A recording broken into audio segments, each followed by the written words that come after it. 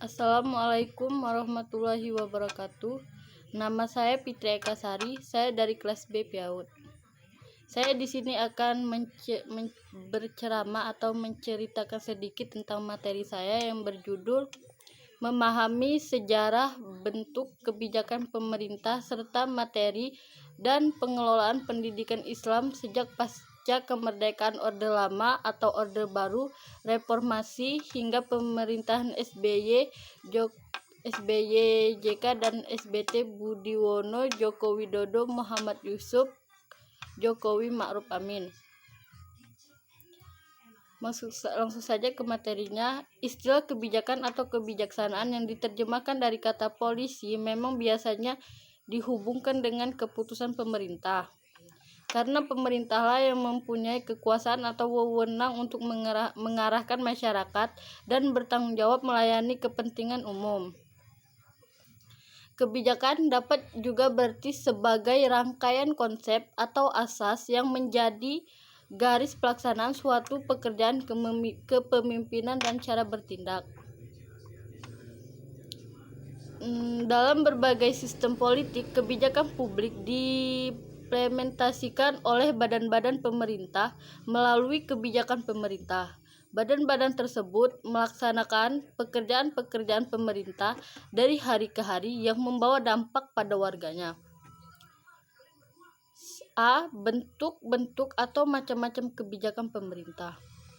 Uang memiliki peranan penting bagi pemerintah melakukan kegiatan ekonomi masyarakat. Sudah sejak lama para ahli ekonomi sepakat bahwa uang bisa berakibat baik atau buruk kepada masyarakat.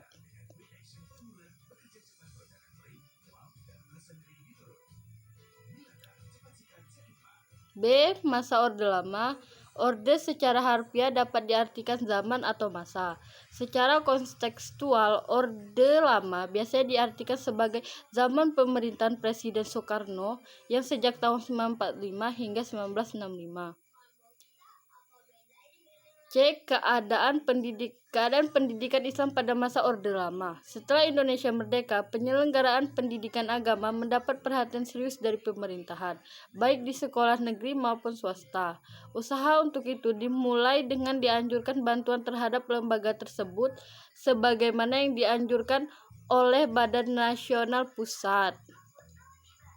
Masa Orde Baru. Perpindahan kekuasaan Orde Lama ke Orde Baru dilakukan berdasar analisis yang menyatakan banyaknya kebijaksanaan pemerintahan yang telah melenceng dari Undang-Undang Orde Baru. Secara harfiah adalah masa yang baru yang menggantikan masa kekuasaan Orde Lama. Namun secara politis, Orde Baru diartikan suatu masa untuk mengembangkan negara Republik Indonesia ke dalam sebuah tataan yang sesuai dengan haluan negara sebagaimana yang terdapat dalam Undang-Undang Republik Indonesia. Kebijakan politik dan ekonomi pada masa Orde Baru.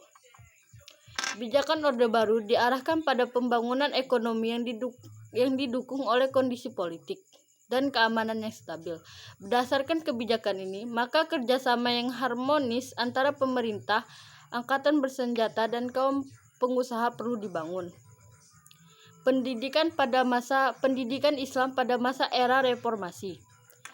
Secara harfiah, reformasi adalah membentuk atau menata kembali, yakni mengatur dan menertibkan sesuatu yang kacau balau, yang di dalamnya terdapat kegiatan pemerintah mengganti,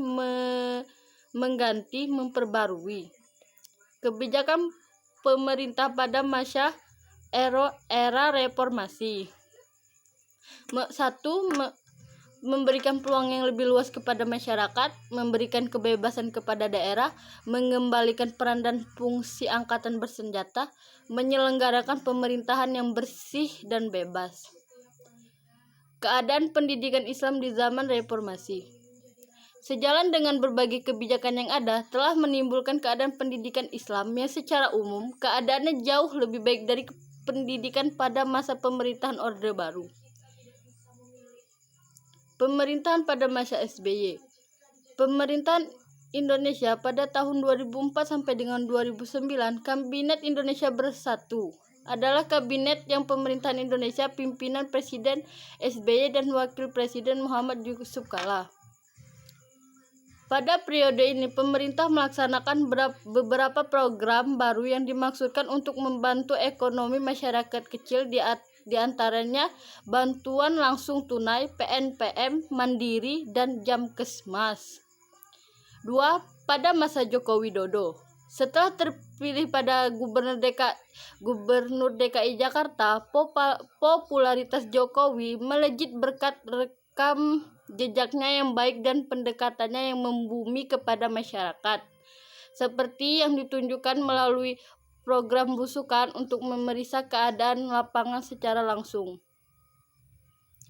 Setelah kemenangannya, Jokowi menyatakan bahwa tumbuh di bawah rezim Orde Baru yang otoriter dan korup.